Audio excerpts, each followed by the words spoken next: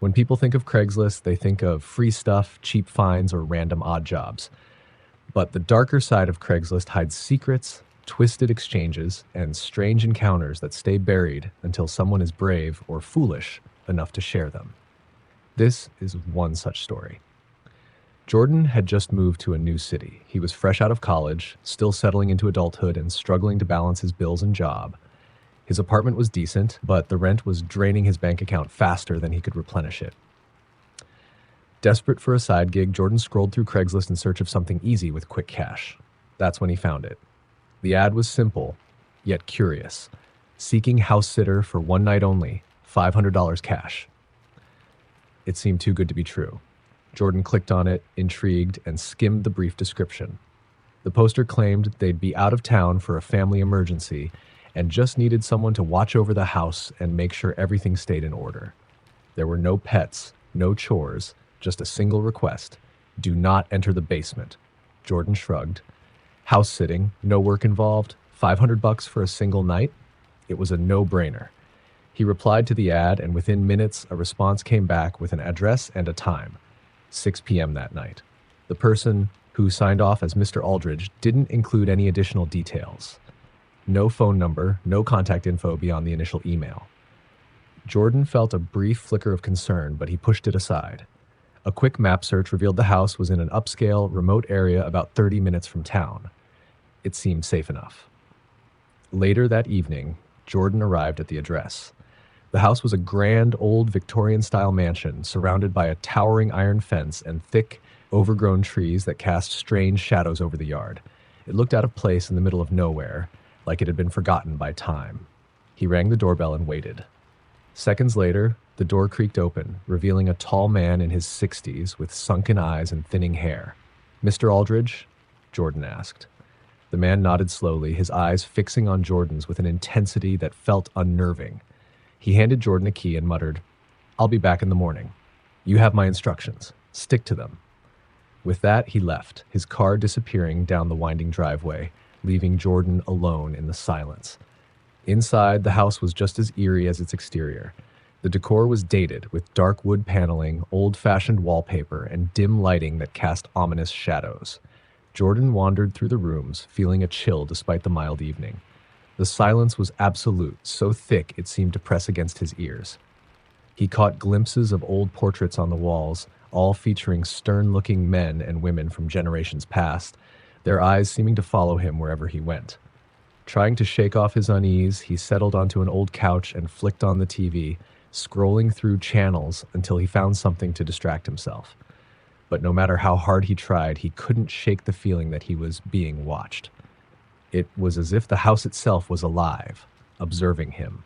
A few hours passed uneventfully, and just as he was beginning to relax, he heard a sound, a faint, rhythmic thumping coming from somewhere below. Jordan's stomach twisted. The basement. He remembered the warning and told himself it was probably the old pipes or the wind. But the noise continued, relentless, growing louder, more insistent. He tried to ignore it, turning up the TV volume, but the sound seemed to drown out everything else.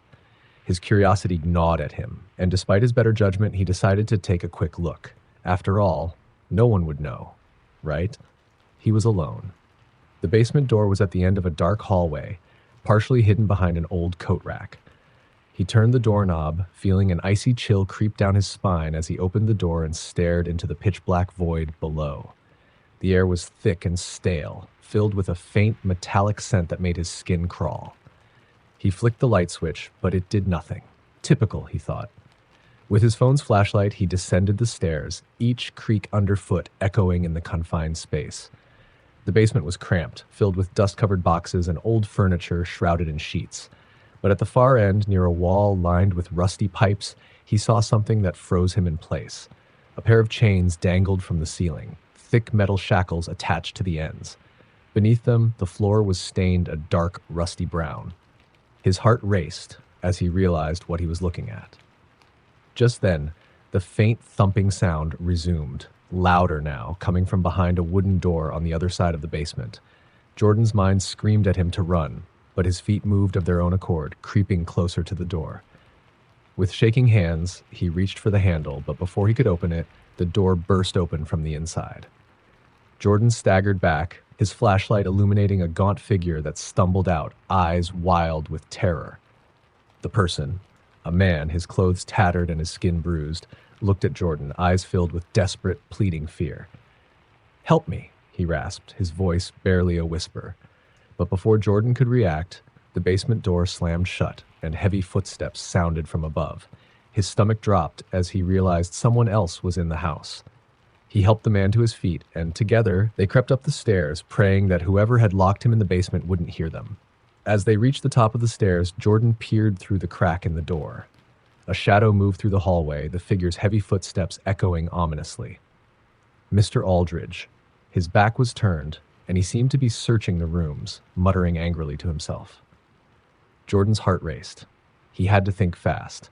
He motioned to the man to stay quiet, and together, they slipped out of the basement and into the nearest room, a cramped study filled with dusty books. They waited, listening as Aldridge's footsteps grew closer. Jordan held his breath, his mind racing with escape plans, but everyone felt like a dead end. The windows had iron bars, and the front door was across the hall, far too risky to reach undetected. Suddenly, the footsteps stopped just outside the door. The doorknob turned, and Jordan's heart pounded so hard he was sure it would give them away. But just as the door began to open, the sound of shattering glass echoed from the other side of the house. Aldridge froze, then turned and hurried toward the noise, muttering curses under his breath.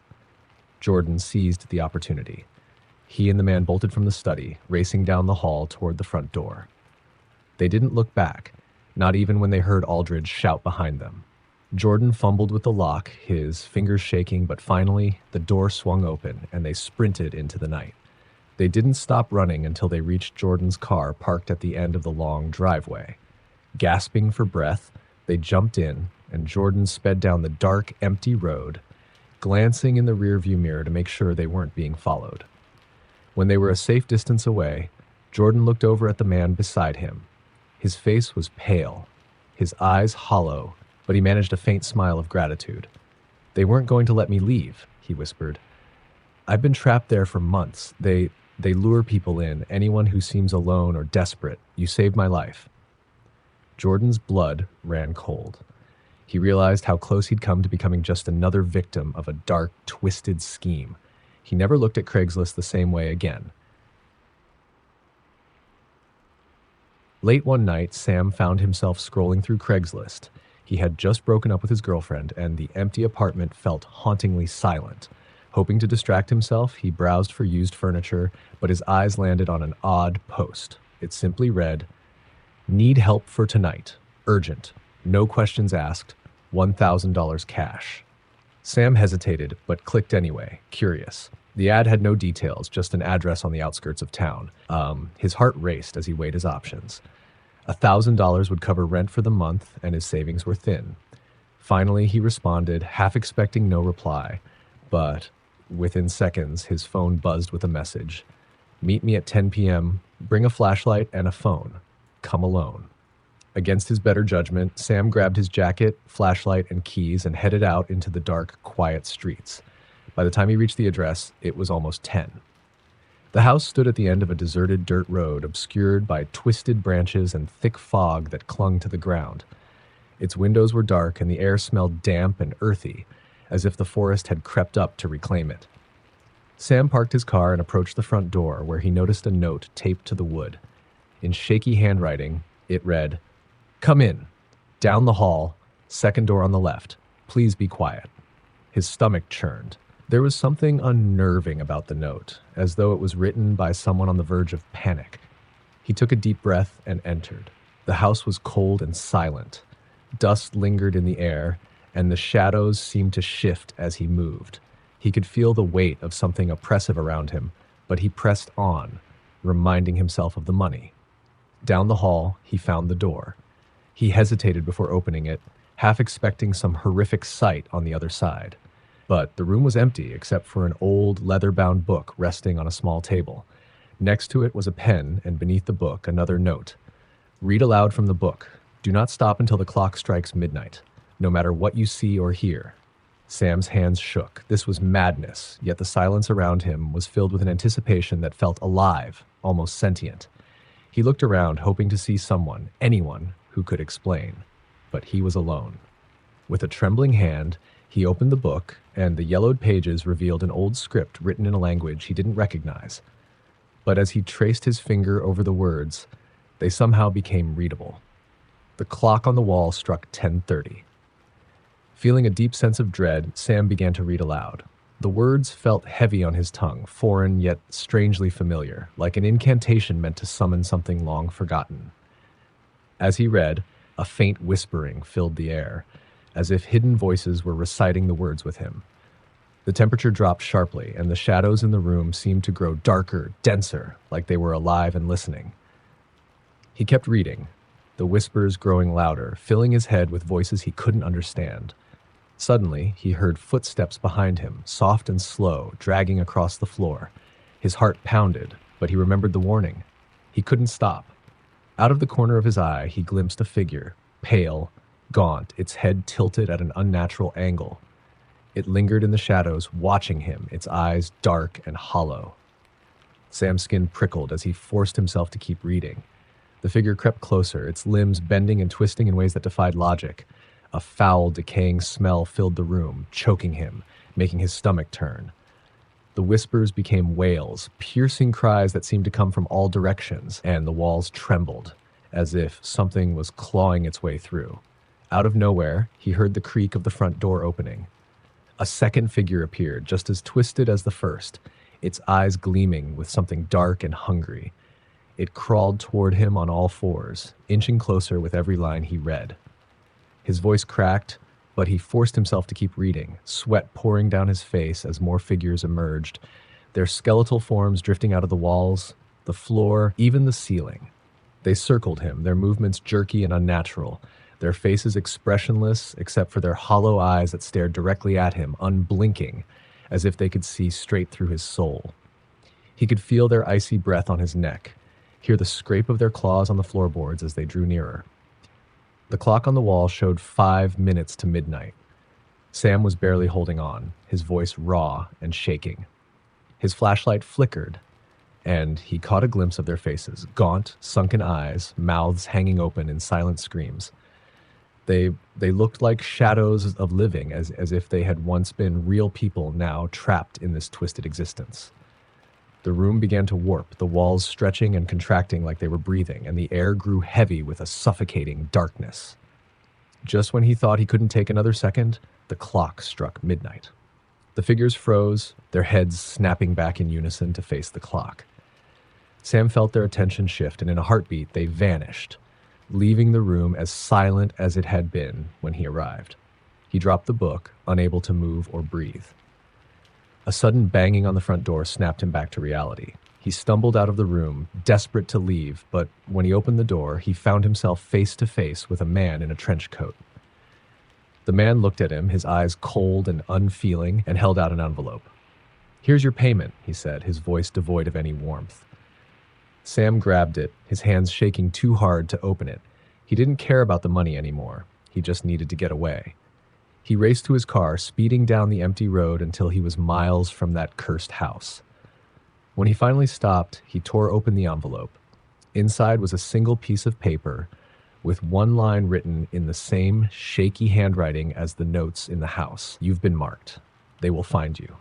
He sat there, frozen, the shadows outside his car seeming to thicken, twisting into strange shapes in the darkness. He could almost see faces, gaunt, hollow-eyed, waiting patiently in the dark. From that night on, Sam was never alone. No matter where he went, he could feel them watching, lurking just beyond the edges of light, waiting for the right moment to take him back to that place where the shadows had no end. Megan loved finding bargains on Craigslist. Her friends thought she was crazy for picking up things from strangers, but she'd never had a bad experience. Most of the time, people were friendly, just looking to get rid of old stuff. That's why when she saw an antique armoire listed for just $50, she didn't think twice. The photos showed a beautiful, dark wooden piece with intricate carvings, worn just enough to have character. Megan messaged the seller immediately. The reply came swiftly. The seller, a woman named Marjorie, was polite but seemed eager to be rid of the armoire, almost to the point of desperation. Her message read, "Please come by tonight. You can have it for free if you can take it off my hands right away. I need it gone." Free? Megan didn't even hesitate. She arranged to pick it up that night, ignoring the strange feeling in the pit of her stomach. She figured Marjorie must just be clearing out space and didn't want to hold on to such a large piece. Megan packed her car with a few blankets and bungee cords and set off across town. Marjorie's house was nestled in a forgotten part of the city, an area filled with looming old Victorian homes in various states of decay. The house itself was imposing, its tall, narrow windows dark against the dim evening sky. Megan parked and approached the front steps, noticing how the streetlights barely reached this far. Everything seemed swallowed up by shadow. She rang the bell, and within moments, the door creaked open. Marjorie stood there, a frail woman with a haggard expression. Her eyes looked hollow, rimmed with dark circles. She barely met Megan's gaze. "It's in the back room," Marjorie said, her voice barely a whisper. She led Megan down a narrow hallway, her footsteps eerily silent, until they reached a small, dimly lit room at the back of the house. In the center stood the armoire, even more beautiful in person, with carvings that twisted and spiraled like vines up its frame. But there was something off about it.